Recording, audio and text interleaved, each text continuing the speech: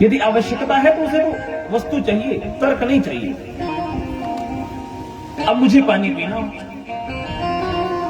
और आप मेरे सामने बर्फ का गोला लेकर रख दो और कहो महाराज ये तो है तो पानी ही, क्या बर्फ के गोले से मेरी प्यास जा सकती है? आवश्यकता कभी भी तर्क की भाषा को नहीं समझती है। नारद जी महाराज पहुंच गए श्रीधाम वृंदावन, और जैसे नारद जी महाराज श्रीधाम वृंदावन पहुंचे, नारद जी को देखते ही वहां की गोपियां आनंद विभोर हो गई। नारद जी को देखते ही, अरे महामुनि आप आए, स्वागत है आपका, प्रणाम। आप आए हैं तो कुछ समाचार तो लाए होंगे ना? हमारे वो प्रियतम कैसे हैं, हमारे प्राण प्यारे कैसे हैं? वो जब से गए ना वृंदावन से, कभी उन्होंने हमारी स्तुति नहीं ली। अब वो ठीक है ना, पर मुझे लगता है कुछ तो बात है। गोपियां कहते हैं मुझे लगता है कुछ तो बात है, क्योंकि आपका मुख जो बड़ा मलिन सा लग रहा है, क्या हो गया? नारद जी कहते हुआ तो कुछ नहीं है, पर मैं आज द्वारिका गया था और कुछ दिनों से भगवान के सिर में बड़ा दर्द हो रहा है और उनके सिर का दर्द जा नहीं रहा है। ऐसा कोई उपचार नहीं बचा है जिस उपचार को किया ना गया। वो सारे उपचार अपनाए जा चुके हैं, लेकिन अभी तक उनका सिर दर्द दूर नहीं। गोपियां कहती अब बस ज्यादा कुछ मत बताओ, ये बताओ कि दूर कैसे है। यदि सारे उपचार किए जा चुके हैं, यदि हमसे कोई आशा है तो आप वो बताओ। नारद जी कहते एक काम कर सकते, यदि कोई अपने चरणों की रज अपने आराध्य के मस्तक पर पधरवा दे, अपने चरणों की रज उनके मस्तक से कोई लगा दे, तो उनका जो सिर दर्द है वो दूर हो जाएगा। गोपियों ने एक गोला बनाया और गोला बना करके इतनी सारी मिट्टी, इतनी सारी रज, इतनी सारी ब्रज रज इकट्ठा की और पोटली बना बना करके नारद जी के हाथ में पकड़ा दिया। ऐसे लगो मानो ऐसे एक होड़ मच गई है कि अपने चरणों की रज कौन कौन दे देगा। प्रेम जब होता है, प्रेम हमेशा देने की भावना रखता है, प्रेम कभी पाने की अभिलाषा नहीं रखता है।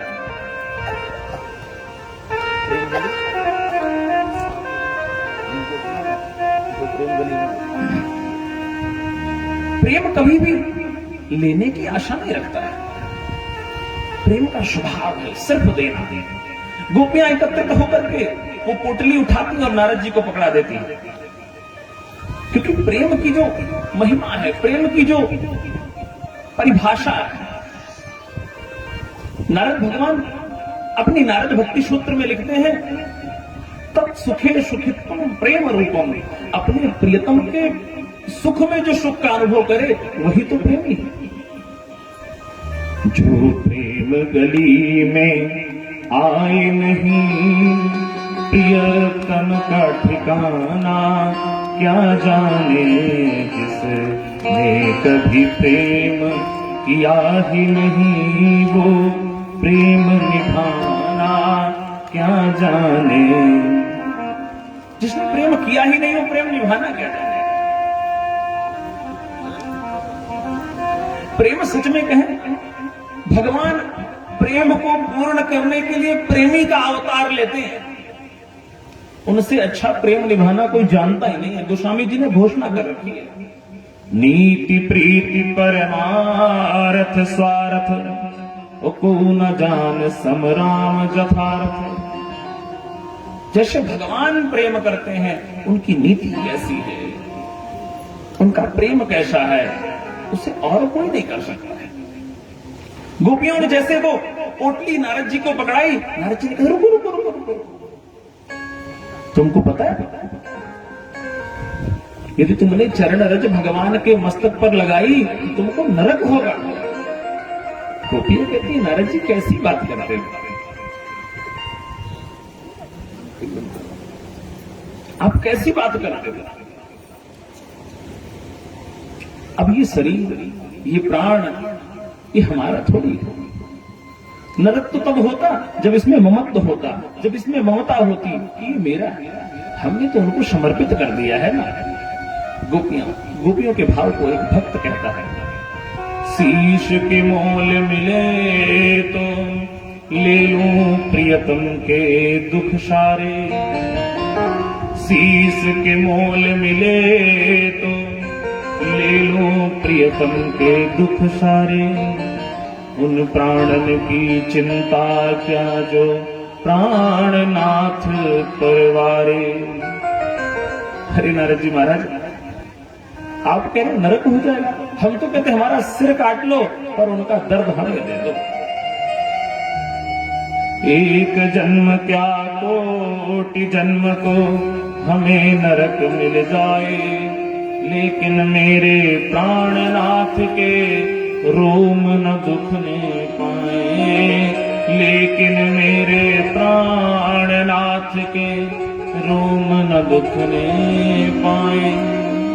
हे नारद जी महाराज, अब आप बात मत करो, अब आप जल्दी जल्दी यहाँ से जाओ, अब जितनी जल्दी हो सके आप निकल जाओ। नारद जी महाराज ने जैसे वो पोटली ली और जैसे भगवान की लीला को स्थापित करने के लिए जैसे ब्रज से द्वारिका पहुंचे और नारद जी के हाथ में ढेर सारी पोटली दे करके वहां की रानियां कहती हैं, किस मूर्ख ने ये कर दिया, ऐसा अपराध किसने किया है जो अपने स्वामी के मस्तक पर अपने चरणों की रिज पधराने को तैयार हो गया।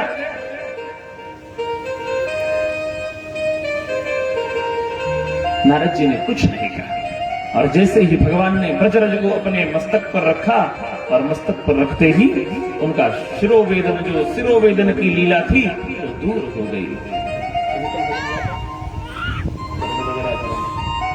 भगवान की चरण रज अपने मस्तक पर जो भी पधराएगा, ब्रजरज को जो अपने मस्तक पर पधराएगा, श्री किशोरी जी के चरण रज को जो अपने मस्तक पर पधराएगा, उसके दुख स्वतः ही दूर हो जाते हैं।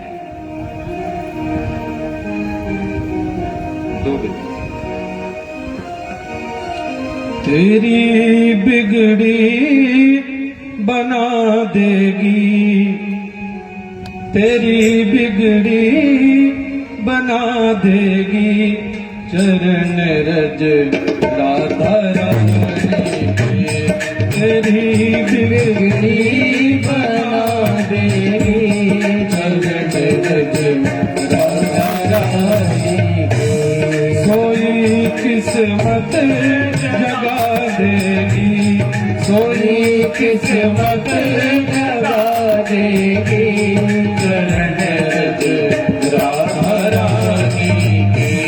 सोई किस्मत जगा देगी, चरण रज राधा रानी की।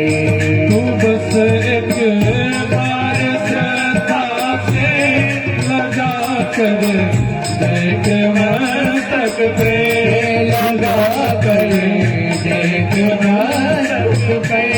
तू बस एक बार श्रद्धा से लगा कर देख मस्तक पे, लगा कर देख मस्तक पे।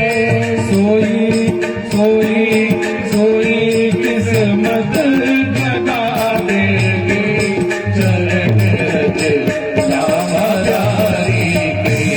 सोई किस्मत जगा देगी, चरण रज राधा रानी। जय हो। तुम लोग बड़े भाव से तालियां बजाते सेवा साले वाली की जय हो।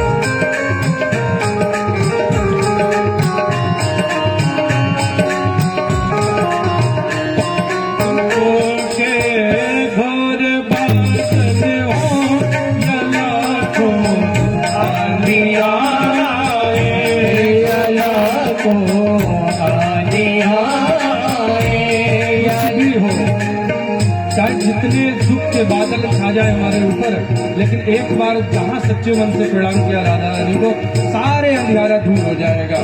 दुखों के और बादल हो या लाखों आंधियाँ आए, या लाखों आंधियाँ आए, या लाखों आंधियाँ आए, या लाखों आंधियाँ आए, तुझे तुझे तुझे सबसे बचाने के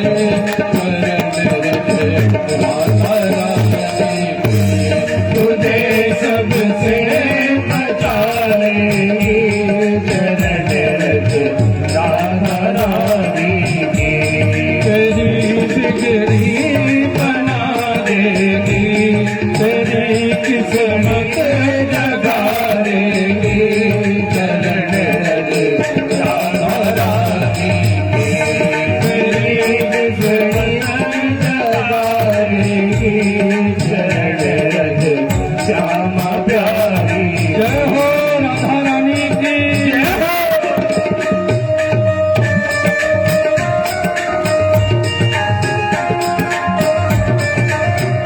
हरि बोल।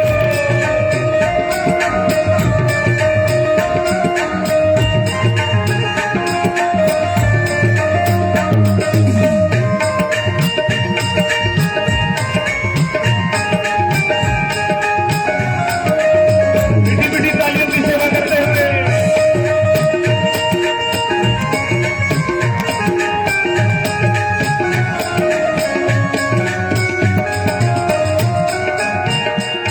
तेरे जीवन के अंधियारों में बन कर रोशनी तुझको, तेरे रोशनी तुझको, के बन कर रोशनी तुझको, तेरे जीवन के अंधियारों में बन कर रोशनी तुझको, के बन कर रोशनी तुझको।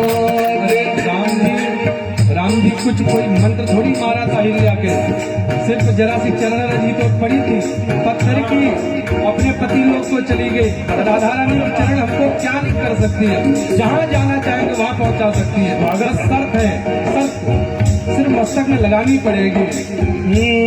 तेरे जीवन के अंधियारों में बन कर रोशनी तुझको, के बन कर रोशनी तुझको, नया नया नया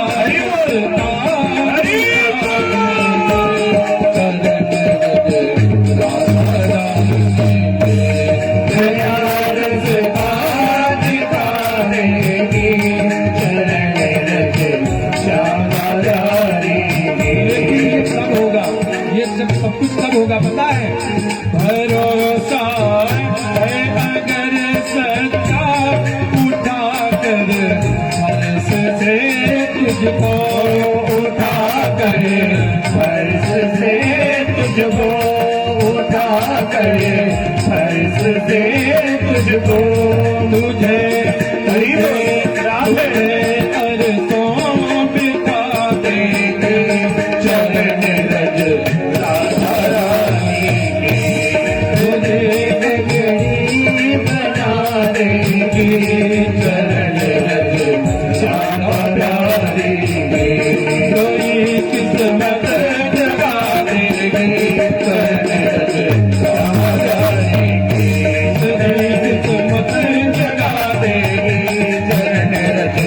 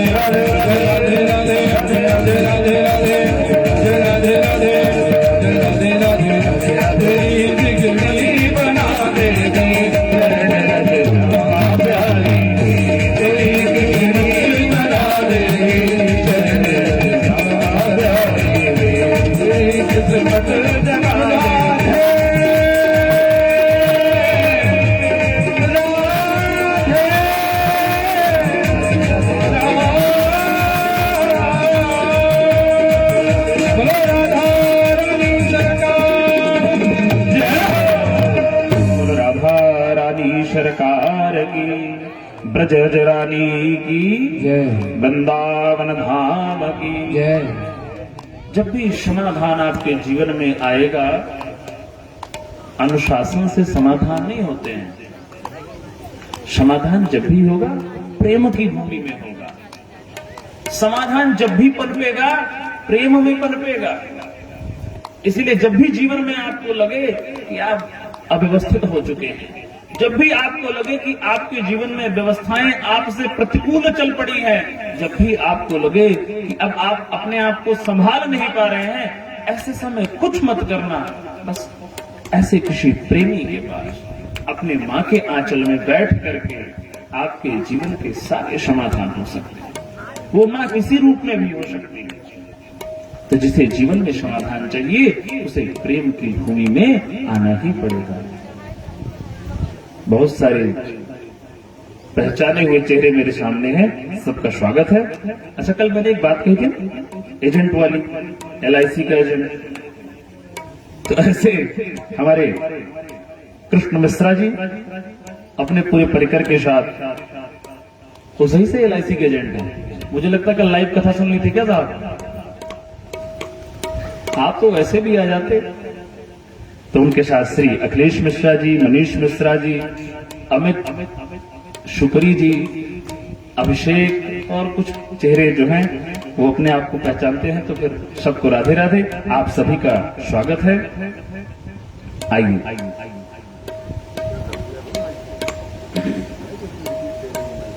थोड़ी रिपीट कम कर।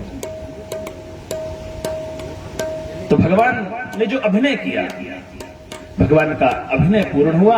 और जो प्रश्न था किनके मन में? प्रश्न था भगवान की पत्नियों के मन में। उनके मन का जो प्रश्न था वो वहीं पर समाप्त हो गया। क्योंकि यदि आप कह करके किसी को जवाब दोगे तो कब तक दोगे? किसी चीज का कह के जवाब देना हो, गुरुजी, अगर किसी चीज का कह के जवाब देना हो तो कब तक देंगे आप?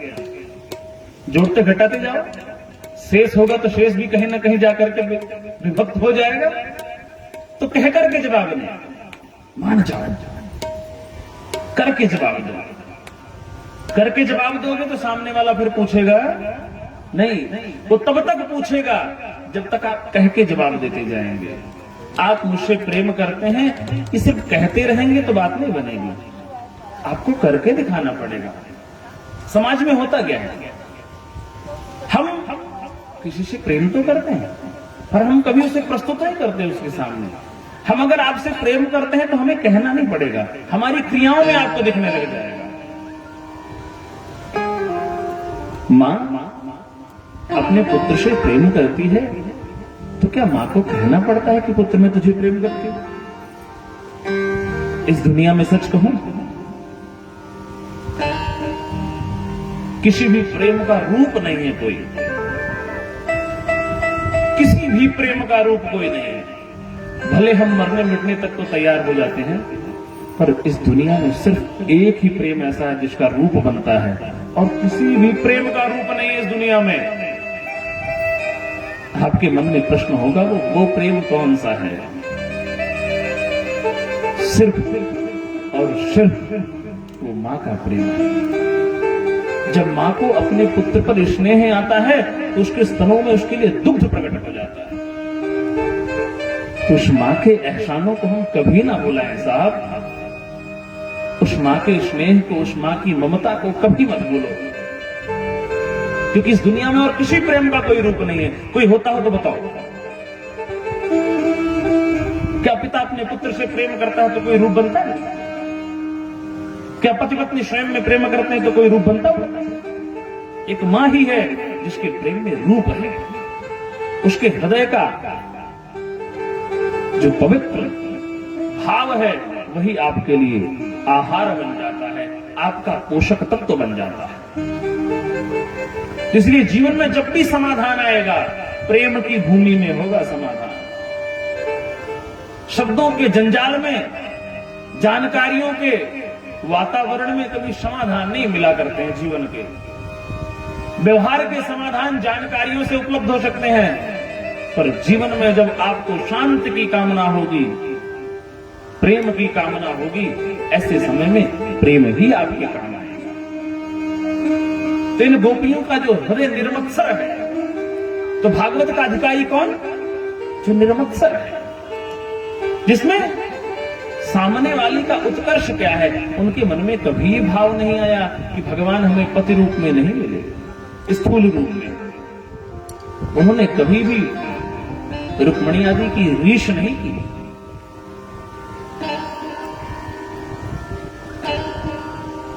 सूत जी महाराज से पूछते हैं, महाराज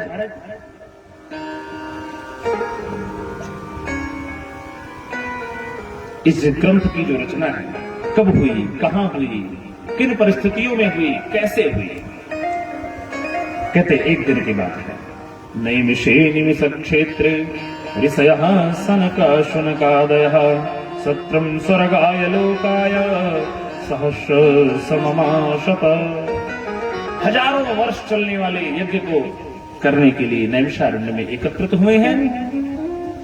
उन्हीं के बीच में सूत जी महाराज का आगमन होता है।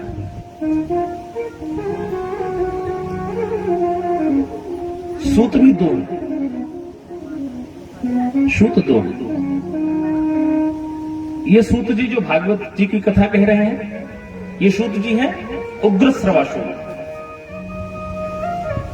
और इनके जो पिता थे वो रोमहर्षण सूत थे, जिनको बलराम जी ने गोविंदाय नमो नमः कर दिया था प्रणाम ना करने के कारण।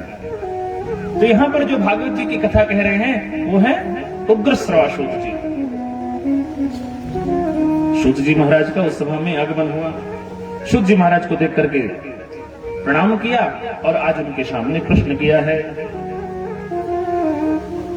कुछ प्रश्न है हमारे आपके सामने, हम आपसे प्रश्न करना चाहते हैं मानव कल्याण के लिए। मैंने आपसे भी निवेदन किया कि श्रोताओं और वक्ताओं के 3 लक्षण होते हैं। पहला श्रोता भागवत जी में कौन है? सूत जी और शौनक जी। पहले श्रोता और वक्ता कौन है? सूत जी और शौनक जी। दूसरे श्रोता और वक्ता हैं भागवत जी में व्यास जी और नारद जी, और तीसरे वक्ता और श्रोता हैं परीक्षित जी और सुखदेव जी। पहले श्रोता और वक्ता जो है उनकी प्राप्ति क्या है, वो क्या कर रहे हैं, क्यों कथा सुन रहे हैं? वो यज्ञ कर रहे हैं, और यज्ञ में जो बचा हुआ समय है उस समय का सदुपयोग करने के लिए कथा सुन रहे हैं। उनका उद्देश्य भगवत प्राप्ति नहीं है, उनका उद्देश्य भगवत प्राप्ति नहीं है, उनका उद्देश्य लोक कल्याण भी नहीं है। उनका उद्देश्य सिर्फ इतना है कि हमारे समय का सदुपयोग हो जाए। वो यज्ञ कर रहे हैं, यज्ञ से जो बचा हुआ काल है, यज्ञ से जो बचा हुआ समय है, उसको सार्थक करने के लिए कथा सुन रहे हैं। दूसरे वक्ता और श्रोता हैं नारद जी और व्यास जी महाराज। नारद जी और व्यास जी कथा सुनो और कह क्यों रहे हैं? क्योंकि नारद जी व्यास जी के मन में है कि लोक कल्याण कैसे हो, लोक कल्याण कैसे हो, इस भावना को लेकर के नारद जी और व्यास जी कथा सुन रहे हैं और कह रहे हैं। लेकिन परीक्षित जी और सुखदेव जी को कथा सुनो और कह रहे हैं आत्म कल्याण के लिए। हमारे शास्त्र कहते हैं उत्तम श्रोता कौन? जो आत्म कल्याण की भावना से कथा सुने और कथा कहे। वही वक्ता और श्रोता उत्तम वक्ता श्रोता कहे जाते हैं जो कृष्णार्थी हैं, जिनको कृष्ण चाहिए कथा से।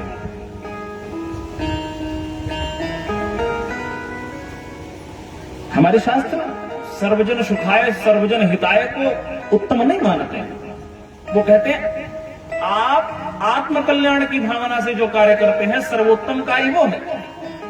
अब आप कहोगे कैसे? गोस्वामी जी ने तो घोषणा की ना कि मैं रामचरितमानस की रचना किसके लिए कर रहा हूं? मैं रामचरितमानस की रचना किसी व्यक्ति के लिए नहीं कर रहा हूं। स्वांतः सुखाय तुलसी रघुनाथ गाथा। मैं इस गाथा की रचना किसी के कल्याण के लिए नहीं कर रहा हूं, किसी के सुख के लिए नहीं कर रहा हूं। किसके लिए कर रहा हूं? अपने सुख के लिए। लोग आपके पास आते हैं और कहते हैं हम आपकी सेवा करना चाहते हैं, अरे जिसने मिठाई खाई नहीं वो क्या मिठाई खिलाएगा आपको, हैं? जिसने खाई वही तो खिलाएगा। लोग आएंगे आपके पास, कहते हम सेवा आपकी करेंगे। सेवा तो तब करोगे जब आप अपनी सेवा करना जानते होंगे। तो जो आत्मकल्याण की भावना, आत्मकल्याण की पिपासा जिसके हृदय में है, वही उत्तम श्रोता, वही उत्तम वक्ता है। तो ऐसे सूत जी महाराज का आगमन हुआ और प्रश्न करते हैं, किम श्रेयः शास्त्र सारः कः सावतार प्रयोजनम, सावतार प्रयोजनम किम कर्म केवताराश्च धर्मः कं शरणं गतः। 6 प्रश्न है।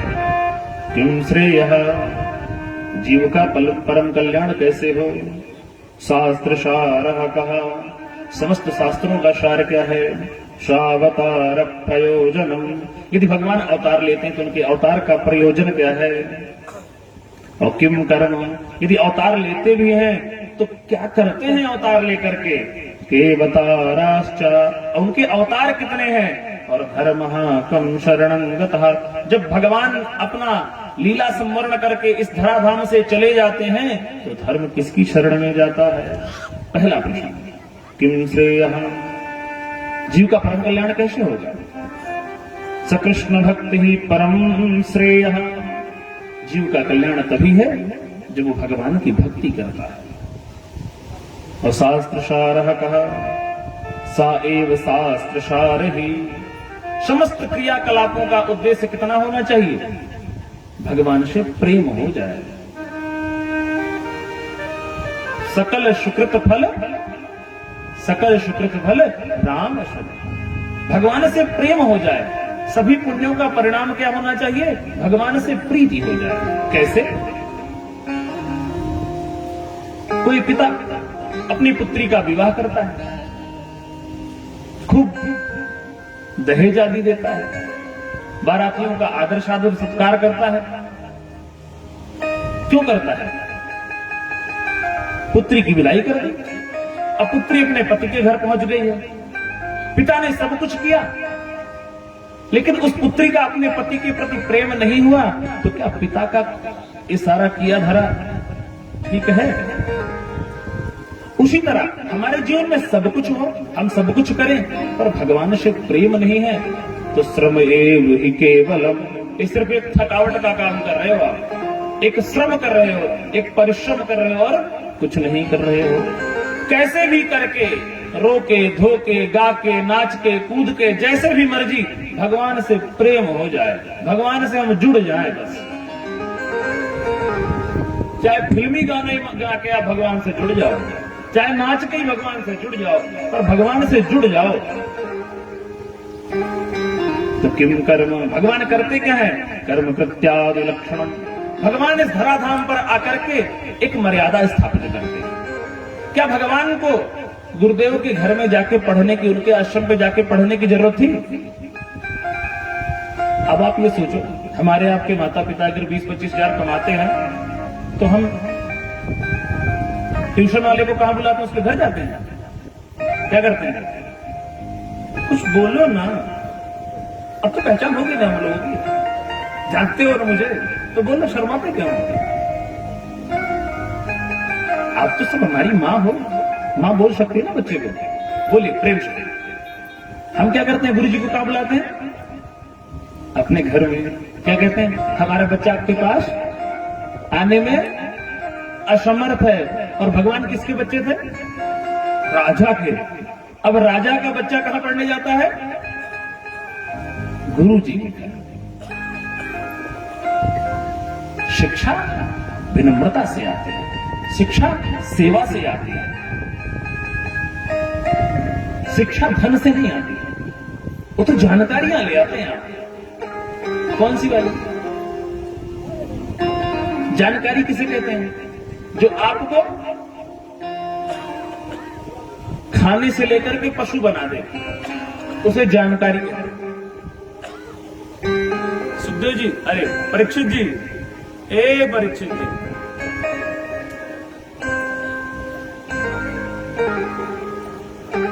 कहां साले साहब के साथ लग गए।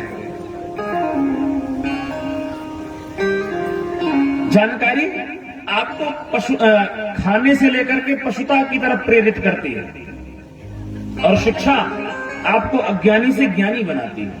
अब आप लोग समझ गए होंगे ना। ए फॉर एप्पल खाओ, और जेड फॉर जेब्रा, पशु बन जाओ। ये होती है जानकारी। छोटा से अज्ञानी, और ज्ञान से ये होती है शिक्षा, ये होता है ज्ञान। तो भगवान जब इस धराधाम पे आते हैं तो एक शिक्षा, एक व्यवस्था स्थापित करते हैं। प्रातः काल उठ के रघुनाथा, मातु पिता गुरु नाम निमाथा। भगवान ने मर्यादा बना रहे हैं। प्रश्न किया ना शौनकादिक ने कि भगवान करते क्या है, तो भगवान एक मर्यादा स्थापित करते हैं। भगवान अपने माता पिता गुरुजनों को प्रणाम करते हैं, उनका आदर करते हैं। तो के अवताराश्च, भगवान के अवतार कितने हुए? अवतारा असंख्य। भगवान के असंख्य अवतार हैं। भगवान के अवतारों की गिनती नहीं की जा सकती है। अब आप कहेंगे कैसे? क्या भगवान के अवतारों की गिनती की जा सकती है? पंडित जी, भगवान के अवतारों की गिनती की जा सकती है? विष्णु सहस्रनाम आप लोगों ने पढ़ा होगा। विष्णु सहस्रनाम में पहला अक्षर है विश्वम विष्णुर्वसत्कारो भूत भव्य भवत प्रभु। विश्वम, ये सकल संसार किसका अवतार है? भगवान का। इसलिए अवतारा असंख्य। हमारे आपके हृदय में भी तो भगवान का अवतार होता है। हम आप भी तो भगवान के रूप की एक सीनरी तैयार करते हैं। क्या हर मंदिर में हनुमान जी का एक ही स्वरूप होता है? क्या हर मंदिर में राघवेंद्र सरकार एक जैसे ही होते हैं? जैसा बनाने वाले के मन में भाव आ गया, भगवान का रूप तैयार कर दिया। हर ठाकुर जी काले और हर ठाकुर जी गोरे गोरे थोड़े होते हैं। कहीं काले, कहीं नीले, कहीं गोरे। भक्त के मन में जैसा भगवान अवतार लिए, भक्त ने तैयार कर दिया। तो इसलिए अवतारा असंख्य। भगवान के अवतार असंख्य हैं। अब भगवान ने चीर हरण जो हो रहा था द्रौपदी का, वहां वस्त्र का अवतार लिया। ऐसे भगवान अनेक अवतार लेते हैं। तो इसीलिए अवतारा असंख्य। अब भगवान जब धराधाम से चले जाते हैं तो धर्म किसकी शरण में जाता है? धर्म भागवते स्थित। धर्म कहीं आता जाता नहीं, धर्म इसी भागवत जी में आकर के विराजमान हो जाता है। एक दिन अकबर की सभा लगी थी। अकबर की सभा में बीरबल जी उनके रत्नों में श्रेष्ठ थे, सबसे अधिक बुद्धि रखने वाले। अकबर ने कहा, देखो हम देखते हैं ना, जब भी देखो आपके यहां भगवान अवतार लेके आ जाते हैं। क्या उनके पास कोई अपने पैगंबर नहीं है कि पैगंबरों को भेज दें? पीर पैगंबर हमारे यहां तो देखो जो क्या आते हैं, पैगंबर आ जाते हैं, कोई महापुरुष आ जाते हैं। पर आपके यहां तो हम देखते हैं कि जब देखो भगवान अवतार लेते हैं। मैंने आपसे कहा ना, कह के जवाब मत दो, करके जवाब दो। बीरबल ने कहा, बात तो सही कह रहे हो आप, किसी दिन बताएंगे आपको हमारे यहां भगवान अवतार क्यों लेते हैं हर बार। बीरबल ने योजना बनाई, एक दासी को बुलाया और उससे निवेदन किया कि मैंने कुछ जहां पना के साथ खेल करना है, तुम यदि मेरे साथ सहभागी बन जाओ तो तुम्हें मैं कुछ मुद्रिकाएं दे दूंगा। राजी हो गई। आज अकबर के पुत्र का एक रूप बना करके, पुतला बना करके जब नौका विहार के लिए अकबर बीरबल निकलते हैं तो वो दासी दूसरी नौका पर उस स्वरूप को विराजमान करा के साथ साथ में नौका विहार के लिए निकल पड़ी।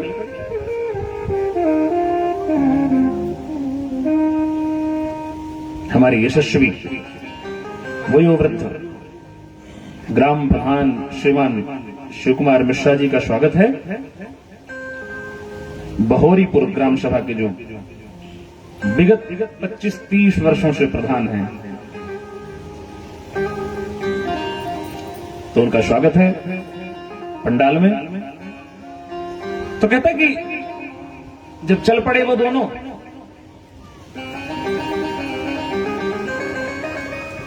अब बीच मझधार में जब पहुंचे तो बीरबल ने इशारा किया, उस पुतले को धक्का दे दो। जैसे ही उन्होंने इशारा किया, उस पुतले को जैसे ही धक्का दिया,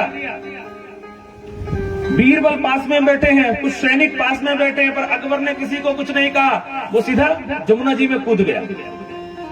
जैसे जमुना जी में कूदा और उस पुतले को पकड़ा, देखा ये तो मेरा पुत्र नहीं है, तो पुतला निकला।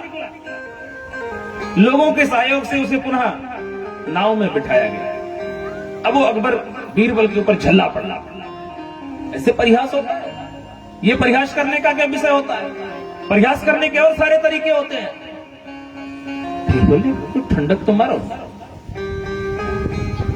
महाराज, उस दिन सभा में आप क्या कह रहे थे मेरे से कि आपके यहां हम देखते हैं भगवान जब देखो अवतार लेके आ जाते हैं। क्यों आते हैं? ये उसी का जवाब तो है। अरे ये जवाब देने का क्या तरीका है?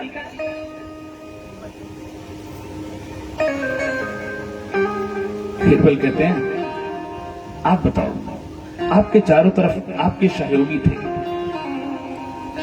क्या आपने उनको आज्ञा की? अपने पुत्र को बचाने के लिए क्या आपने उनको आज्ञा की? क्या आपने मुझसे कहा? आप स्वयं क्यों चले गए? उसी तरह हमारे करुणा निधान भगवान जब ये देखते हैं मेरा जीव, मेरा पुत्र इस भव सागर में फंसा है, इस भव सागर की नैया में वो बार बार उलझ रहा है, उलट रहा है, पलट रहा है, जब वो पुकार करता है, गुहार करता है, तो करुणा निधान भगवान अवतार धारण कर लेते हैं। इसलिए वो किसी पीर पैगंबर को संदेश नहीं करते कि तुम जाओ।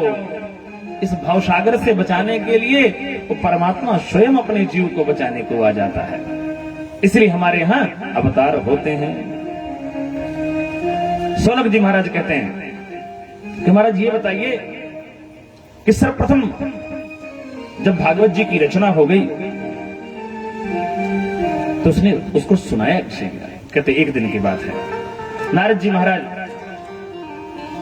की मुलाकात व्यास जी महाराज से हुई। व्यास जी महाराज अपने आश्रम में आज चिंतित बैठे हैं। यदि आपके जीवन में कुछ सत्कर्म है, आपके जीवन में पुण्य है, तो जब भी आप चिंतित होंगे आपके जीवन में संतों का आगमन हो जाएगा। और एक बात, जो विचारक लोग होते हैं, जो समाज को कुछ देते हैं, ऐसे लोगों के जीवन में यदि समस्याएं आती हैं तो उस समस्या को जितनी जल्दी हो सके दूर करने का सबने प्रयास करना चाहिए, क्योंकि वो पुनः समाज के लिए कुछ अच्छा कर सके। यदि आप उनका सहयोग नहीं करते हैं तो फिर समाज नीचे नीचे नीचे नीचे होता नीचे हो जाता है। आज जब व्यास जी महाराज चिंतित हैं, चिंता क्या है? मैंने इतने सारे ग्रंथों की रचना की, मैंने 17 पुराण की रचना की, 4 वेदों की रचना की, महाभारत जैसे दिव्य ग्रंथ की रचना की। महाभारत की रचना करते हुए व्यास जी महाराज सीधा सीधा एक घोषणा करते हैं, यन्न भारते तन्न भारते। जो इस महाभारत में नहीं, वो पूरे भारतवर्ष में कहीं नहीं। महाभारत जैसा दिव्य ग्रंथ जिसमें 1 लाख श्लोक हैं, ऐसे कोई विषय नहीं बचा जो महाभारत में ना कहा गया हो। इतना कुछ करने के बाद मेरे हृदय को शांति नहीं। मैं सोच रहा हूं, मैं सोच रहा हूं यदि मुझे शांति नहीं है तो जीवों को शांति कैसे मिलेगी जिनके लिए मैं चिंतित हूं। और अभी तो ये द्वापर है, जब कलयुग का आरंभ होगा तो कैसे होगा? इस चिंता में निमग्न बैठे हैं अपने आश्रम। नारद जी महाराज का आगमन हुआ।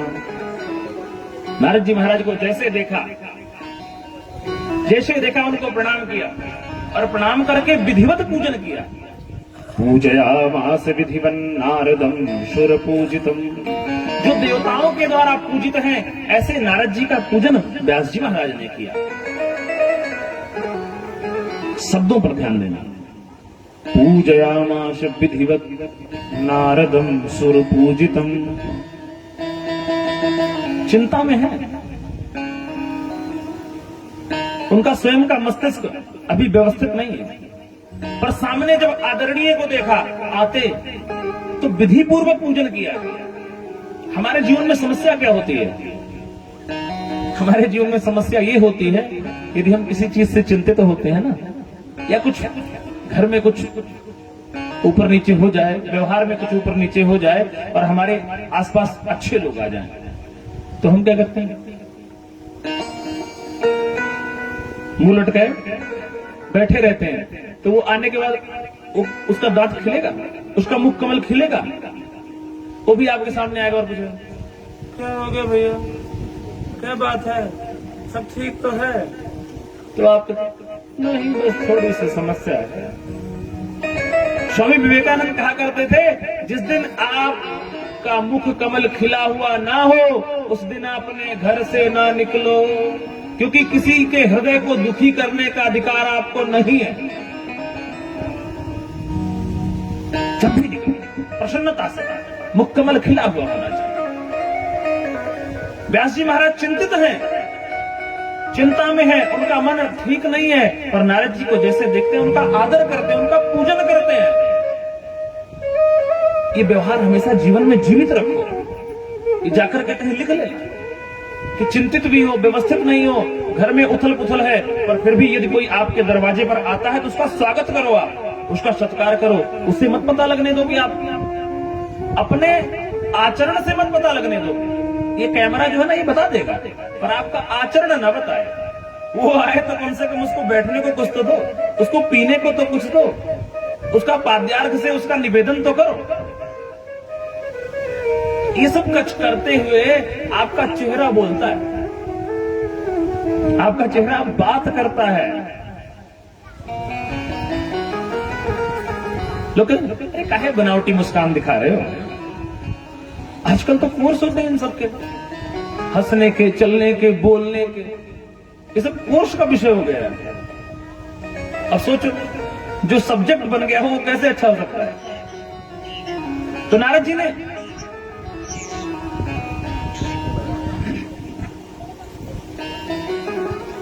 व्यास जी का पूजन किया, और जब सब कुछ कर रहे थे नारद जी ने पूछा, महाराज सब ठीक तो है?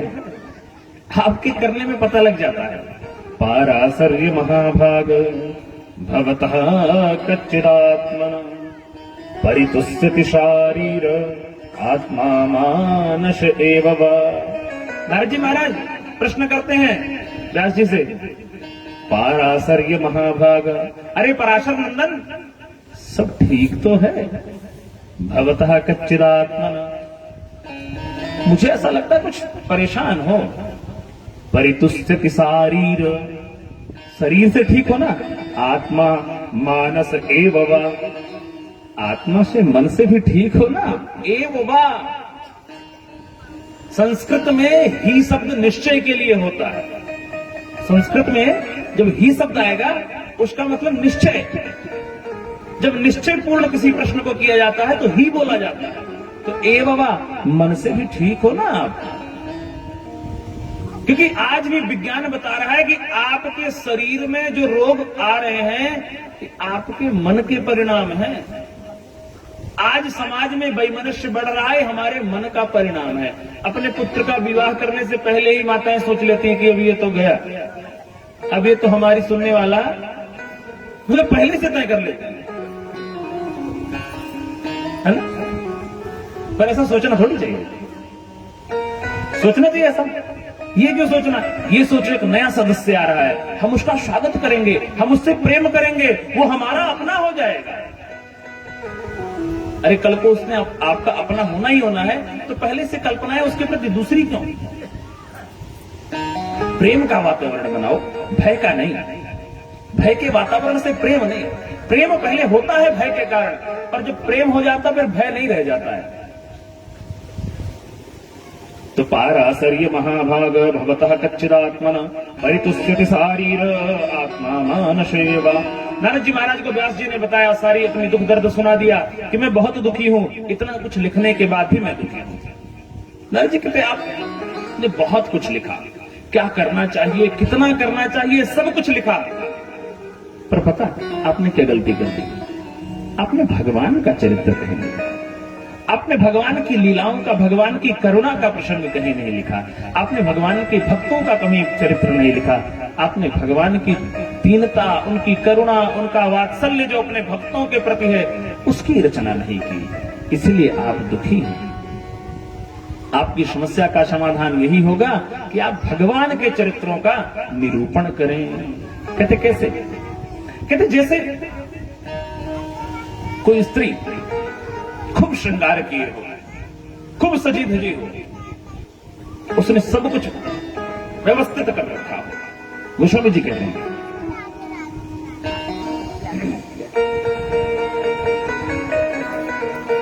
बुद्धि बढ़ी, चतुराई बढ़ी और सुंदरता तन में प्रगति है। मान बढ़ो, धन धाम बढ़ो, यस कीर्ति हो जग में प्रगति है। बुद्धि बढ़ी, चतुराई बढ़ी और सुंदरता तन में प्रगति है। मान बढ़ो, धन धाम बढ़ो, यस कीर्ति हो जग में प्रगति है। शोभत द्वार गजेंद्र हजार, स्व इंद्र से कछु नाही घटी है। पर तुलसी जगदीश की भक्ति बिना, जैसे सुंदर नारी की नाक कटी है। कहते आपकी बुद्धि बहुत अच्छी है, आपने अपने बुद्धि की कौशलता से सबको जीत लिया। बुद्धि बढ़ी, चतुराई बढ़ी, इतने चतुर हो कि 4 की चीज 40 में बेचो। बुद्धि बढ़ी, चतुराई बढ़ी और सुंदरता तन में प्रकट है, दिखने में बहुत रूपवान हो। शोभत द्वार गजेंद्र हजार, दरवाजे पे मर्सिडीज गाड़ियां खड़ी हैं, BMW की गिनती नहीं, सब कुछ आपके पास है। शोभत द्वार गजेंद्र हजार, स्व इंद्र से कछु नाही घटी है। इंद्र के समान आप हैं, इंद्र से बड़े हैं सब कुछ वैभव में, लेकिन तुलसी जगदीश की भक्ति बिना, जैसे सुंदर नारी की। अब आप लोग ये मत कहना बार बार ऐसे क्यों कह रहे हो, है ना? आपके लिए थोड़ी कह रहा हूं, मैं तो गोस्वामी जी की बात कह रहा हूं। जैसे सुंदर नारी की नाक, जैसे सुंदर पुरुष की नाक कटी है, ठीक बराबर हो गया ना? तो यदि सब कुछ हो, उस स्त्री ने खूब श्रृंगार किया हो, पर उसकी नासिका ना हो तो क्या अच्छी लगेगी? वो देखने में अच्छी लगेगी? क्या कहते हैं? अरे भैया फलनवा तो हाँ न कटी है ना? एक और अनुभव, माताओं को अनुभव ज्यादा होगा। भोजन बनाओ, गोस्वामी जी कहते हैं भोजन बनाओ और उसमें खूब राजेश मसाला डाल दो, है ना? MDH वाला डाल दो। अब ये मत सोचना कि मैं किसी का प्रचार कर रहा हूं, ठीक? मुझे कोई कमीशन नहीं मिली है किसी से। जो मर्जी मसाला डाल दो, अब मसाला डाल दो, पका भी दो अच्छी तरह से। अब भोजन बन के तैयार है, सुगंधित है, गर्म है, और मतलब सब कुछ व्यवस्था अच्छी है इसलिए। और सामने थाली में आ गया भोजन, एक गिलास उठाया और जैसे मुख में रखा, खाने वाला से कहते क्या बनाया, नमक नहीं डाला इसमें? अरे आपको हाँ गलती हो गई, गलती हो गई। गोस्वामी जी कहते हैं सब कुछ हो, भगति बिना नर सोहहि कैसे। भगति बिना सोहहि कैसे। लवण बिना बहु व्यंजन जैसे। लवण बिना बहु व्यंजन जैसे। भगति बिना कैसे। भगति बिना सोहहि कैसे। लवण बिना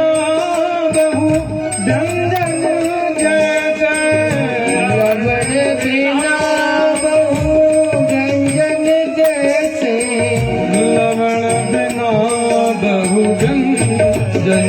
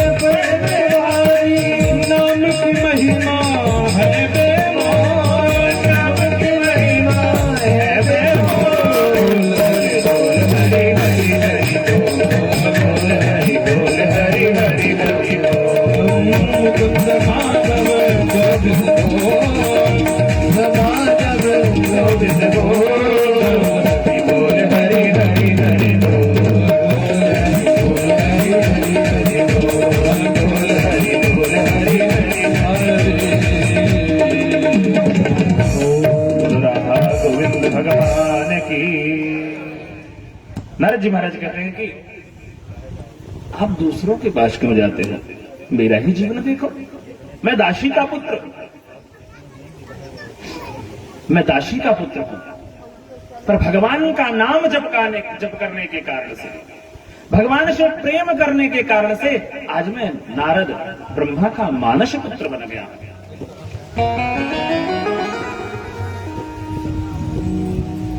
ब्रह्मा जी का मानस पुत्र मैं ऐसे नहीं बना। गोस्वामी जी कहते ना, नाम राम को कल्प तरु कलि कल्याण निवास, जेहि सुमिरत भयो भांगते तुलसीदास। राम कीन आपन जबहि ते, भयो भुवन भूषण तबहि ते। गोस्वामी जी कहते मेरा जीवन क्या है? मेरा जीवन तो ही जो भांग का पत्ता, लेकिन जिस दिन से भगवान ने मेरा हाथ पकड़ लिया उस दिन मैं अनमोल हो गया। मुझे कौन जानता था तेरी बंदगी से पहले? मुझे कौन जानता था? कोई तो नहीं। पर जब मैं आपसे जुड़ गया तब सब मेरी जय जयकार करते हैं। नारद जी कहते मैं दासी का पुत्र हूं। एक समय की बात है, चतुर्मास हुआ। चतुर्मास के समय में कुछ संत जन आए उन संतों की मैंने सेवा की और उनसे भगवान के चरित्रों को सुनता रहा। भगवान के चरित्रों को सुनते सुनते भगवान से मुझे प्रेम हो गया, उन संतों से मुझे प्रेम हो गया।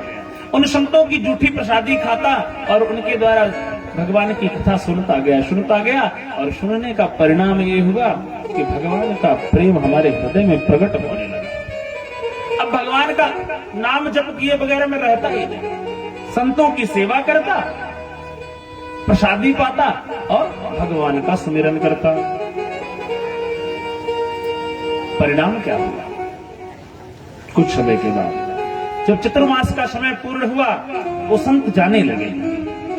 मैंने संतों से कहा, आप भी मुझे ले चलो ना। संतों ने कहा, नहीं, आपकी मां ने हमारी सेवा की है और यदि हम आपको ले चलेंगे तो आपकी मां पर क्या गुजरेगी? आपकी मां पर क्या गुजरेगी? वो यही कहेगी, हमने महात्मा लोगों की सेवा की और महात्माओं ने हमारे बालक को ही महात्मा बना दिया है ना। भाताओं को और कुछ डर लगे ना लगे, पर ये वाला डर जरूर रहता है। बच्चा कहीं कह दे, अगर मेरी बात नहीं माने तो तुम कहती, फिर तो बाबा जी बन जाऊंगा। तुम कहती, गांठ खोलती और ले बाबा मत बना, और जो मर्जी बन जा, ये बन जा वो बन जा, जो मर्जी बन जा, पर बाबा जी नहीं बनना। नारद जी कहते कि तुम्हारी मां पर क्या बीतेगी? एक काम करो, भगवान का नाम ले लो और भगवान के नाम का तुम जप करो। भगवान का नाम दान किया उनको और संत वहां से चल पड़े। नारद जी कहते एक दिन की बात है, एकदा निर्गतां गेहाद् दुह्यन्ति निशिगां पथि सर्पोदसत्पदा स्पृष्टः कृपणां कालचोदितः अनुग्रहं मन्यमानः प्रातिष्ठं दिशमुत्तरम्। एक दिन की बात है, शाम का समय था। मेरी मां गोद दोहने के लिए गौशाला गई। मेरी मां गौशाला की तरफ गई और दूध दुह के आ रही थी मेरी मां। रास्ते में उनको सर्प ने डस लिया। सर्प के डसने से उनकी मृत्यु हो गई। उनकी जब मृत्यु हो गई, लोगों ने बताया, अरे तुम्हारी मां चली गई। नारद जी कहते, मैंने जब सुना कि मेरी मां चली गई तो अनुग्रहम मन्यमानम, मैंने भगवान की कृपा समझी। मैं मन में खुश होने लगा कि चलो ठीक हुआ, मां चली गई, अब हम जहां जाना है वहां की तरफ चल पड़े हम। लेकिन मैं बाहर से तो दुखी था, लोगों को दिखा रहा था कि मैं दुखी हूं। मैंने मां का सारा वो संस्कार, सविधि संस्कार सब कुछ किया। सब कुछ करने के बाद मैं उत्तर दिशा की तरफ गया। उत्तर दिशा की तरफ मैं जाता गया और जाते जाते एक बहुत अच्छे सुंदर सघन वन में मैं पहुंचा। एक वट वृक्ष के नीचे जैसे मैं बैठा, बैठते ही मैंने सरोवर से जल का पान किया और पान करते ही जैसे ही मैं पद्मासन में बैठा, बैठते ही मैंने ध्यान मुद्रा में अपना आसन लगाया और मेरा ध्यान लग गया। नारद जी कहते, जैसे मेरा ध्यान लगा, थोड़ा सा और चिंतन बढ़ता गया। चिंतन इतना एकाग्र हो गया उस परम तत्व के साथ कि मेरे हृदय कमल में एक नीली सी आकृति बनने लगी। मेरे हृदय कमल में एक नीले सा प्रकाश पैदा हुआ और उस प्रकाश ने एक रूप धारण करना शुरू कर दिया। जैसे ही उस प्रकाश ने नीलमणि का रूप धारण किया, मैं तो अति प्रसन्न हो गया। जैसे ही मैं प्रसन्न होकर के अपने आप को समेटता संभालता, इतने में क्या देखते हैं, वो जो झांकी थी वो हृदय से गायब हो गई। कहते जैसे वो हृदय से गायब हुई, मैं बिलख पड़ा, चिल्ला पड़ा। मैं बार बार भगवान से प्रार्थना करने लगा, हे नाथ, बस एक बार वो प्यारी सी झलक मुझे एक बार और दिखा दो। नारद जी कहते, मैं रोता रहा, बिलखता रहा, पर वो झांकी मेरे हृदय में पुनः नहीं आई। आकाशवाणी है, अभिपक्व कषायाणाम दूरदर्शो हम योगिनाम। हे योगी, अभी तुम पके हुए नहीं थे। हाँ, तुमको एक वरदान देते हैं। ये जो भगवान का चिंतन है ये तुम्हारे हृदय में सदैव बना रहेगा। और आगे चल के प्रजा सर्ग निरोधेपी स्मृतिश्चा मद अनुग्रह, मेरे अनुग्रह से तुम्हारे हृदय में स्मृति बनी रहेगी, ये चिंतन कभी खत्म नहीं होगा। गीता जी में इसी विधि को योग भ्रष्ट कहते हैं। यदि आपके जीवन में कुछ अच्छाई है, यदि आपके जीवन में कुछ सत्कर्म है, आपने जहां तक वो कर्म किया है अगले जन्म में वो कर्म वहीं से आरंभ होगा। इसलिए आपने देखा होगा कुछ लोग होते हैं जो जन्म से ही बड़े विद्वान, बड़े मूर्धावान, उनका बुद्धि का कौशल बहुत अद्भुत होता है। शास्त्र कहते हैं आपके जीवन में हर चीज विफल हो सकती है, हर चीज बिना फल दिए रह सकती है, पर आपके जीवन में दो चीजें ऐसी हैं जो बिना फल दिए कभी नहीं रह सकती, एक सेवा और दूसरा सुमिरन। यदि आपने सेवा की है किसी की तो सेवा आपके जीवन में परिणाम लाएगी। यदि आपने स्मरण किया है परमात्मा का, वो स्मरण आपके जीवन में मरण के भय को मिटाएगा, निश्चित मिटाएगा। नारद जी कहते समय आया और समय के कालक चक्र में शरीर छूट गया और जब मैंने अगली बार जन्म लिया मैं भगवान ब्रह्मा जी महाराज का मानस पुत्र बन के प्रकट हुआ। एक दिन मैं ब्रह्मा जी के मानस पुत्र होने के बाद भगवान के सामने खड़ा होकर के भगवान के नाम का गुणानुवाद कर रहा, गुणानुगान मैं गा रहा था। श्री राम जय जय राम, श्री राम जय जय राम, श्री राम जय जय राम, श्री राम जय जय राम, श्री राम जय जय राम, श्री राम जय जय राम, श्री राम जय जय राम, श्री राम जय जय राम, श्री राम जय जय राम,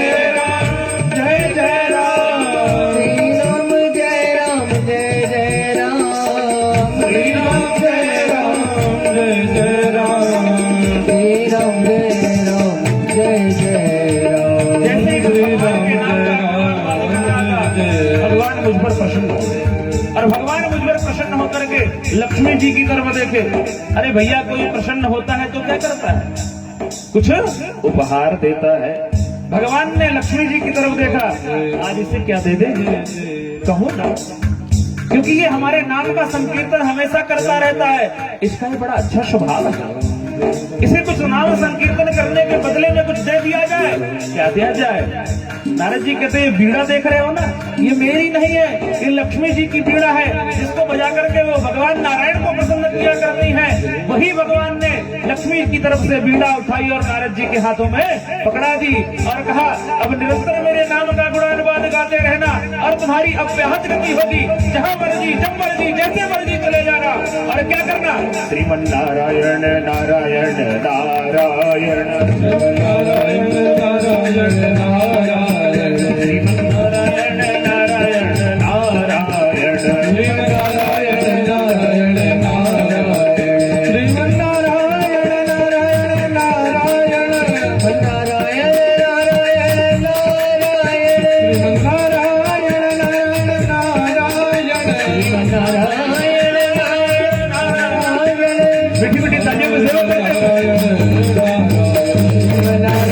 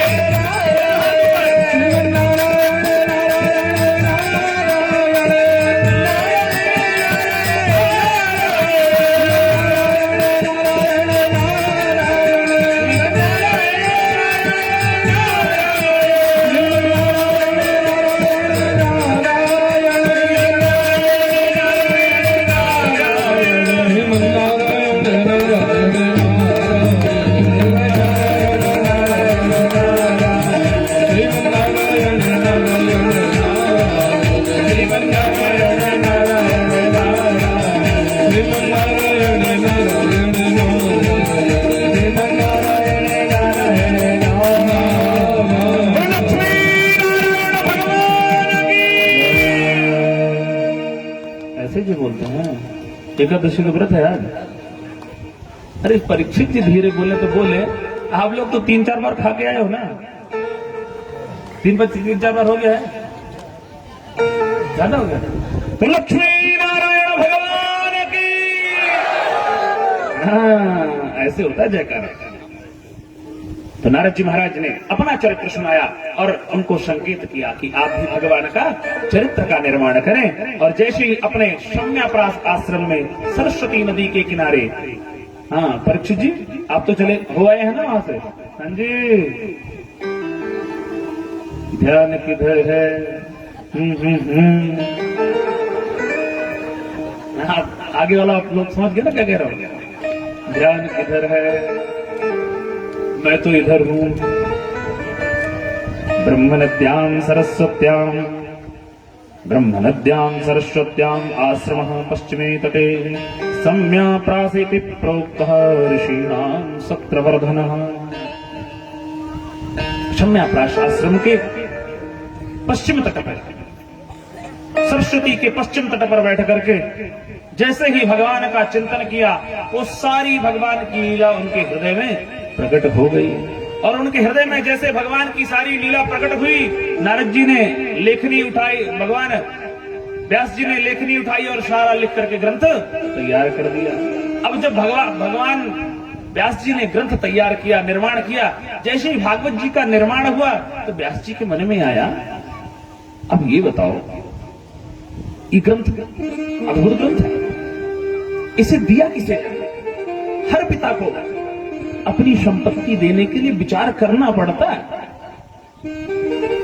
जितनी अधिक गौरवशाली संपत्ति होती है, पिता उतना ज्यादा विचार करता है। घड़ी ज्यादा हो गई क्या? अभी तो 4 बज रहे हैं ना, कभी 3 मोहित जी करे 3 बज रहा है।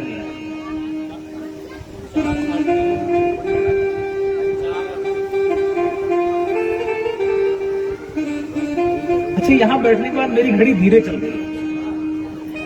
आपकी जगह बैठा हो तो मैं भी ना, जब तो मेरी भी घड़ी बहुत तेज चलती है। अहिर भैरव चलने दो, अहिर। तो व्यास जी महाराज जैसे ही ग्रंथ तैयार हुआ, निर्माण हो गया, अब मन में विचार आया कि ये संपत्ति किसको दी जाए। एक बात का और अनुभव होगा आपको, जो मिठाई 2 कढ़ाइयों में बनती है वो ज्यादा रसीली होती है। मेले में जाते हो ना, 20 रुपया पौआ, ऐसे बोलते हैं ना, भैया खाएं, फलाने पछताएं। क्या होती है वो? बोलो ना, क्या होती है? जलेबी। जलेबी कितनी कढ़ाइयों में होती है? 2 कढ़ाइयों में होती है। पहले एक में पकाई जाती है और दूसरे में डुबाई जाती है। तो व्यास जी ने सोचा, एक कढ़ाई में मैंने पका तो दिया भागवत जी, अब किसी रस में डुबाना पड़ेगा। तो गोल गोल क्या होता है?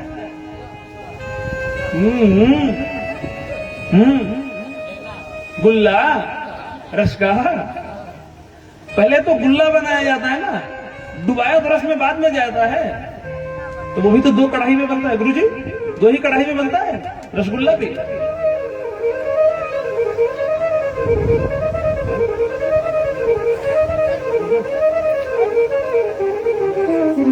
जैसे ही व्यास जी ने विचार किया, अपने शिष्यों को बुलाया। किसको देना है ग्रंथ? अपने पुत्र को देना है, अपने पुत्र को देना है। और वो पुत्र मोह के कारण नहीं, मेरा पुत्र इसके योग्य है। वो कैसा है? सन्यासी है, योगी है, तपस्वी है और भगवत भक्त है। फिर भगवान की कथा भक्तों के हृदय में पकती है, भक्तों के हृदय में उनके प्रेम रूपी रस में जाकर के डूब जाती है। तो वही कथा तो हमारे जीवन को रस से सराबोर कर देती है। अपने शिष्यों को बुलाया और अपने शिष्यों को 2 मंत्र दे दिए और उन्होंने कहा कि जहां भी मेरा पुत्र जिस भी गुफा में बैठा हो, जहां पर वो चिंतन कर रहा हो, उसे जाकर के ले आओ। वो दो श्लोक कौन से हैं? पहला श्लोक जिसमें भगवान के रूप माधुरी का वर्णन है। भगवान व्यास जी ने अपने शिष्यों को जो मंत्र दिया, जो श्लोक दिया, वो जाकर के जंगलों में जब लकड़ी बीनने के लिए जाते, वो श्लोक गुनगुनाते। हर जंगल के कोने कोने में एक एक से श्लोक गुनगुनाते। भगवान का स्वरूप कैसा है? बर्हापीडम नटवर वपुः कर्णयो कर्णिकारम् बिभ्रदवासः कनककपिशम् वैजयन्तीं च माला रन्ध्रान् वेणोरधरशुधयः पूरयन् गोपवृन्दैः वृन्दारण्यं स्वपदरमणं प्राविशद्गीतकीर्तिः। भगवान का स्वरूप कैसा है? इतना मधुर स्वरूप, घुंघराली अलकावली। भगवान के मुखमंडल पे उनकी अलकावली आकर के छा गई। मैया कह रही थी, मैया ने कहा पोते का मुंडन करवाना है, तो कब करवाएंगे? कहते बहू रानी कह रही हैं कि कार्तिक की जो अलकावली है वो बड़ी अच्छी लगती है देखने में, तो ऐसा करते उनके मामा का जब विवाह हो जाएगा उसके बाद मुंडन कराएंगे। मतलब मुंडन करवाना है तो इंतजार किसका है? मुहूर्त का इंतजार तो है ही है, लेकिन साथ में किस चीज का इंतजार है? कि अब मामा का ब्याह हो जाए। तो अब आप सोचो कि जब आपके पोते का अलकावली आपको इतनी मोहित कर रही है, तो भगवान की अलकावली कितनी मोहित करती होगी। तो बरहा पीडम नटवर वपुः, मयूर पिच अपने मस्तक पर धारण किए हुए। बरहा पीडम नटवर वपुः कर्णयो कर्णिकारम, दोनों कानों पे नहीं, एक कान पे कनेर पुष्प रखा हुआ है। कुछ रसिक तो कहते हैं भगवान अपने कानों पर कनेर पुष्प जिस कान की तरफ रखते हैं, गोपियों को बताते हैं कि आज गोचारण की लीला इधर ही होगी, इधर ही मिलेंगे हम लोग। तो कर्णयो कर्णिकारम बिभ्रदवासः कनककपिशम, भगवान का जो वपु है, जो धूल भगवान के मुखमंडल पर पड़ी है, उससे भगवान का मुख जो है चमक रहा है, जैसे स्वर्ण चमकता है।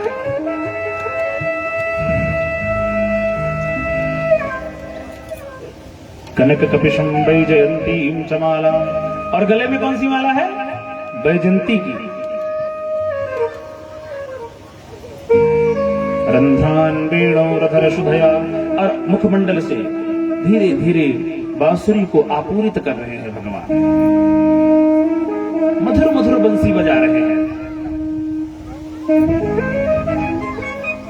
और उनके जो गोप वृंद हैं, भगवान की जय जयकार करते हुए ब्रज में भगवान अपने चरण कमलों से प्रवेश कर रहे हैं।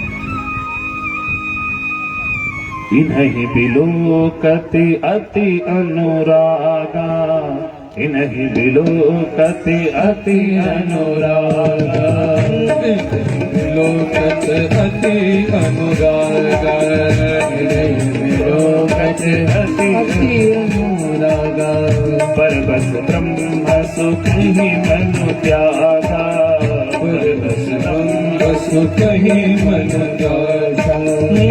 नहीं बिलोकत अति अनुरागा, नहीं बिलोकत अति अनुरागा, नहीं बिलोकत अति अनुरागा, नहीं बिलोकत अति अनुरागा, परबस ब्रह्म सुख ही मन भागा, परबस ब्रह्म सुख ही मन भागा।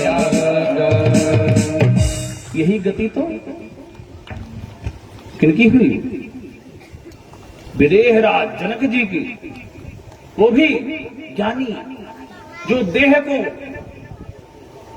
झूठ कहने वाले, असत्य कहने वाले, मिथ्या कहने वाले, भगवान की रूप माधुरी की जैसे देखा, प्रभु श्री राघवेंद्र सरकार को जैसे देखा, विश्वामित्र से कहते हैं इन्हीं बिलोकत अति अनुरागा बरबस, आसानी से नहीं, बरबस ब्रह्म सुख ही मनु त्यागा। ऐसा लगता है कि वो जो ब्रह्म सुख का आनंद मैं लेता हूं अपने चिंतन में जिस सुख का आनंद मैं लेता हूं उसको छोड़ करके इन्हीं में मिल जाऊं।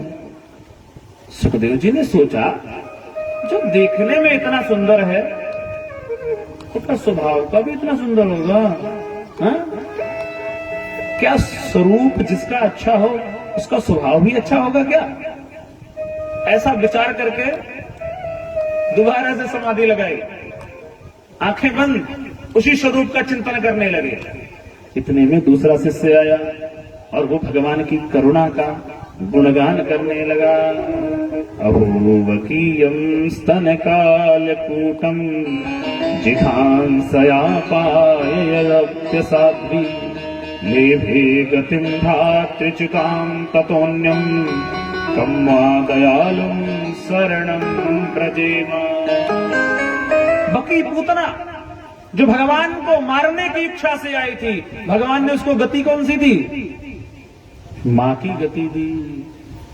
अगर भगवान अपने शत्रु को इतनी बड़ी गति दे सकते हैं तो फिर जने अवगुण प्रभु मान न काऊ, जने अवगुण प्रभु मान न काऊ,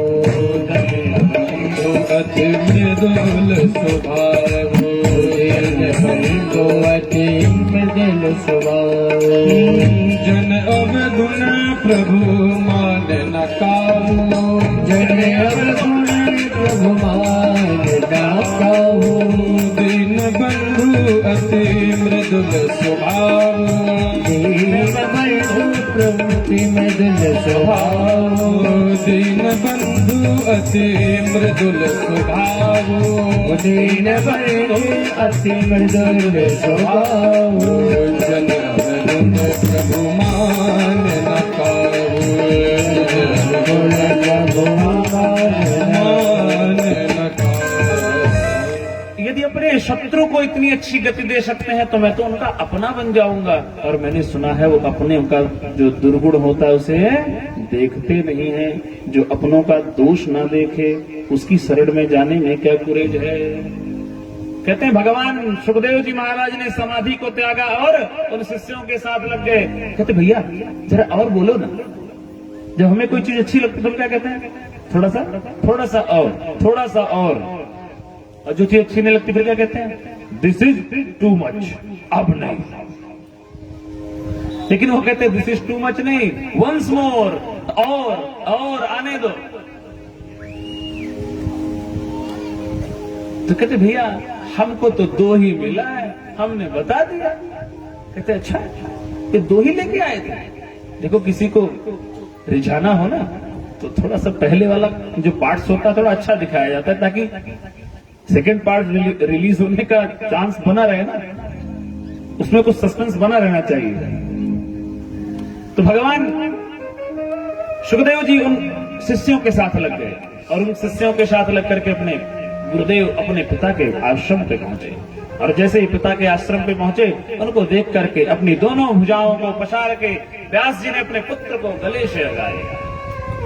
स्नेह के अश्रुपात झरझर दोनों के नेत्रों से बहने लगे। पुत्र कहां चला गया था तू? दोनों का मिलन हुआ और भगवान सुखदेव जी महाराज को व्यास जी ने भगवान का पूरा चिंतन, भगवान का पूरा चरित्र उनके हृदय में स्थापित कर दिया।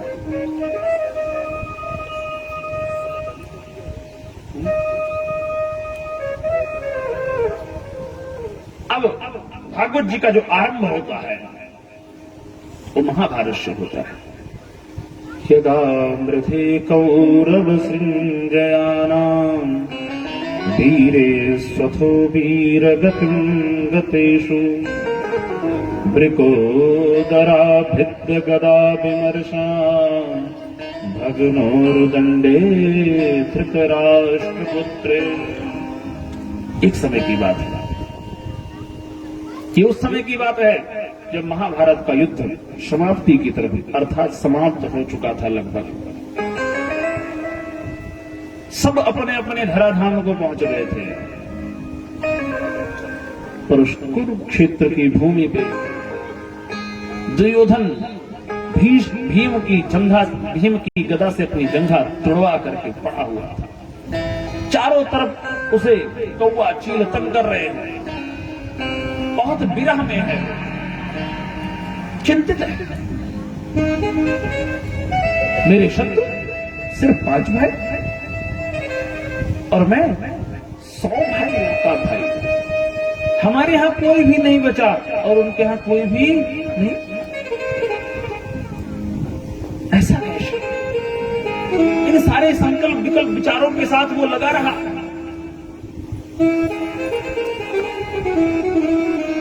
इतने में उसके पास गुरुपुत्र अश्वत्थामा, मित्र, तुमने जीवन में गलती कर दी। क्या किया? मित्र, तुमने एक गलती कर दी। तुमने जिन जिन को युद्ध का सेनापति बनाया वो सब मन से पांडवों के साथ थे। उन्होंने मन से तुम्हारी जीत कभी चाही ही नहीं। चाहे वो पितामह भीष्म हो, कोई भी हो, सबने पांडवों की विजय चाहिए। मन से तुम्हारी विजय हमारे पिता द्रोणाचार्य ने भी नहीं चाहिए। दुर्योधन कहता अब क्या कर सकते हो वो बताओ, क्योंकि अभी मैं जीवित हूं और राज्य, जब तक राजा जीवित होता है राज्य उसका होता है। तुम क्या कर सकते हो? ये लो, आज तुमको मैंने सेनापति नियुक्त किया। कहता मित्र, तुमने मुझे सेनापति नियुक्त किया है ना, शाम होने दो, मैं 5 पांडवों का मस्तक तुम्हारे चरणों में रख दूं। अश्वत्थामा इस हिंसा के भाव से भर करके संध्या के समय की प्रतीक्षा कर रहा है। आज विजय की प्रथम रात्रि है, सब में उत्साह है, सब में उमंग है।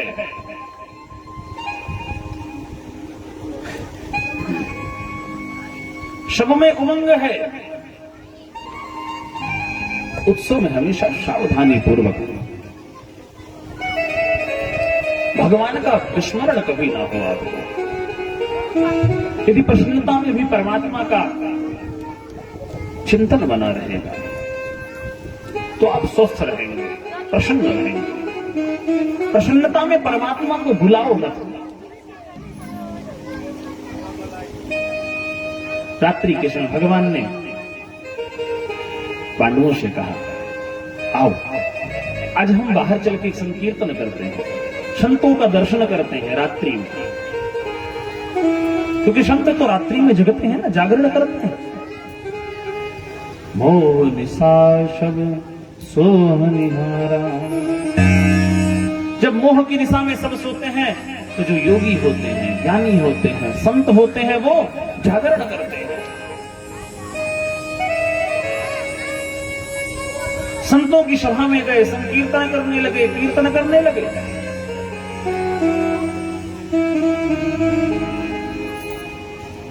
और इन पांडवों की जो 5 शैया लगी थी, आज से पांडव नहीं, पांडव पुत्र लेटे हुए थे। पांडव पुत्रों को लेटा हुआ देख करके वो सब पांडवों के समान ही देख रहे। 5 द्रौपदी के पुत्र थे, वो 5 देखने में पांडवों के समान ही थे। काक उलूकन न्याय को अपनाते हुए अश्वत्थामा ने आक्रमण कर दिया। रात्रि में कौवे को दिखता नहीं और उल्लू को दिखता है। जिसने अपना गुरु उल्लू को बनाया हो, सोचो कितनी अच्छी क्रिया कर सकता है, कितने अच्छे कर्म कर सकता है।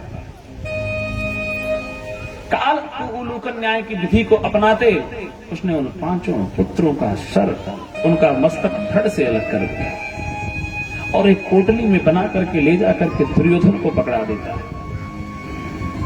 दुर्योधन देखते ही प्रसन्न हो जाता है। दुर्योधन की जरा भीम से लगती थी। जीते जी ना सही, जीते जी ना सही, मरने के बाद ही बदला ले ले।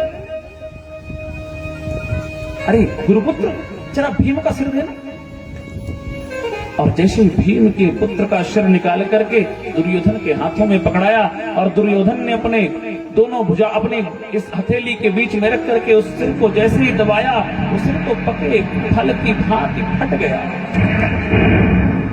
दुर्योधन ने कहा, अरे गुरुपुत्र, तूने क्या किया? तूने तो हमको जल देने वाला भी नहीं छोड़ा। मेरी दुश्मनी पांडवों से थी, पांडु पुत्रों से नहीं थी। ये पांडव नहीं। गुरुपुत्र, तुम अपने बचने का उपाय सोचो। दुर्योधन को एक श्राप था, अति प्रसन्नता और अति दुख। जब दोनों एक साथ होंगे उसके जीवन में तो उसकी मृत्यु हो जाएगी।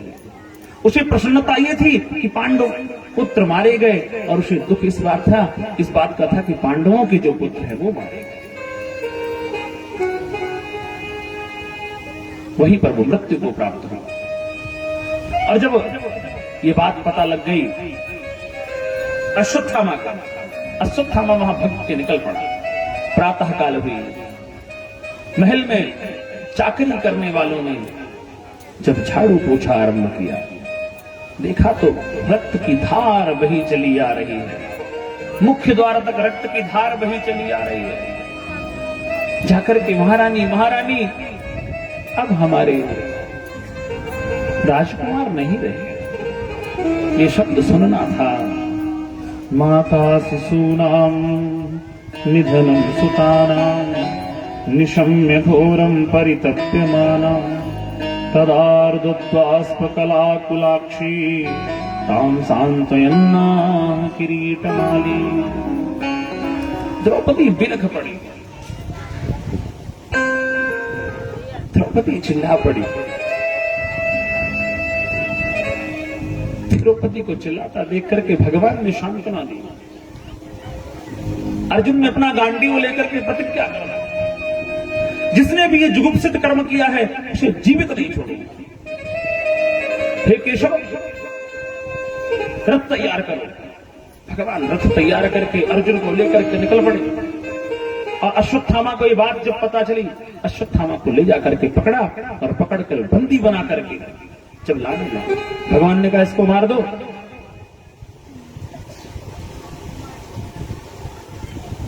अर्जुन कहते नहीं, मैंने द्रौपदी को प्रतिज्ञा दी है, वचन दिया है कि मैं द्रौपदी के सामने उसे ले जाऊंगा। ठीक है, द्रौपदी के सामने लेकर के आए, और द्रौपदी के सामने जैसे ही वो गुरुपुत्र को देखा, गुरुपुत्र की आंखें नम है, गुरुपुत्र का मस्तक झुका हुआ है। मुखं कर्म जुगुप्सितेन इसका गुरुपुत्र का मस्तक जब झुका हुआ देखा तो मां कहती, मुच्यतां एष ब्राह्मणो नितरां गुरुं सरहस्यो धनुर्वेदः शविशर्गोपसंयमः। छोड़ दो इनको। अरे द्रौपदी क्या कहती है? अरे पांचाली, तू कैसी बात कर रही है? इसी ने हमारे पुत्रों को मारा है, तू उसे छोड़ने की बात करती है? वो कहती है, इन्हें छोड़ दो। मुच्यतां एष गुरुपुत्र, यह साक्षात गुरुपुत्र है। और आपको पता है, आत्मा वही जायते पुत्र, पिता की आत्मा ही तो पुत्र का रूप धारण करती है। आपको पता है, मेरे सहारे के लिए तो आप पांचों हो, और उस मां के सहारे का तो कोई नहीं रह गया। गुरुजी युद्ध में वीर गति को प्राप्त हुए, अब उनके सहारे के लिए अश्वत्थामा ही तो है। इसे छोड़ दो। अब उस सभा में द्वंद्व खड़ा हो गया। द्रौपदी कहती है छोड़ दो, युधिष्ठिर कहते हैं छोड़ दो। क्यों? क्योंकि जो इनकी वाणी है, धर्मं न्यायं सकरुणं निर्व्यलीकं समं महत् राजधर्मसुतो राज्ञाः प्रत्येनन्दित्वचातुजाः। ये ब्राह्मण है। द्रौपदी की वाणी न्यायपूर्ण है, करुणापूर्ण है और किसी प्रकार का कोई कपट नहीं है, इसीलिए इसे छोड़ दो। पितामह, भीम कहते नहीं नहीं, इसको नहीं छोड़ना, इसको तो मारना है। तुम छोड़ दो पर मैं तो मारूंगा। अर्जुन कहते हाँ भैया, मैं भी क्षत्रिय हूं, मैंने भी वचन दिया था कि मैं मारूंगा, तो मैं मारूंगा। सब खड़े हैं, सब दे रहे हैं एक दूसरे को ज्ञान। भगवान पास में खड़े हैं। केशव, आप शांत क्यों हैं? आप कुछ बोलते क्यों नहीं? जिनके बोलने का अर्थ होता है उनका मन मौन बहुत मायने रखता है। जो बहुत बोलते हैं उनके बोलने की कोई परवाह नहीं करता, पर जिनके बोलने के अर्थ होते हैं, परिवार में कुछ एक सदस्य ऐसे होते हैं जिनके बोलने का अर्थ होता है। जब वो बोलते हैं तो परिवार का सभी व्यक्ति सुनता है, बोलता फिर कोई नहीं। भगवान का मौन पांडवों को खाया जा रहा है कि भगवान चुप क्यों, भगवान क्यों नहीं बोलते? इतना बड़ा द्वंद्व है, अब एक दूसरे भाइयों में आपस में तलवारें खींचने वाली हैं, भगवान क्यों नहीं बोल रहे हैं? भगवान ने कहा मार दो, फिर कहते हैं छोड़ दो।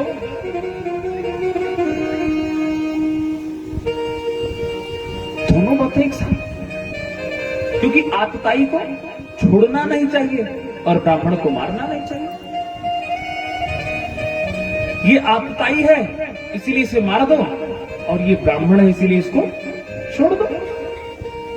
केशव, कैसी बातें करते हो? हमेशा टेढ़ी मेढ़ी बातें। आपकी तो लीलाएं ही गजब है। किसी का चीर हरण करते हो और किसी का चीर बढ़ाते हो। अरे यहां तो कुछ सही से बोल जाओ। भगवान ने कहा मैं थोड़ी कुछ कह रहा हूं, सब कुछ धर्म कहता है, मैं कौन होता हूं कहने वाला? ये तो धर्म का वचन है। मत्तम प्रमत्तम उन्मत्तम शुक्तम बालम स्त्रियम जड़म प्रपन्नम विरथम भीतम न रिपुम हन्ति धर्मवित्। जो धर्म को मानने वाले हैं, मत्तम प्रमत्तम उन्मत्तम शुक्तम बालम स्त्रियम जड़म प्रपन्नम विरथम भीतम न रिपुम हन्ति धर्मवित्।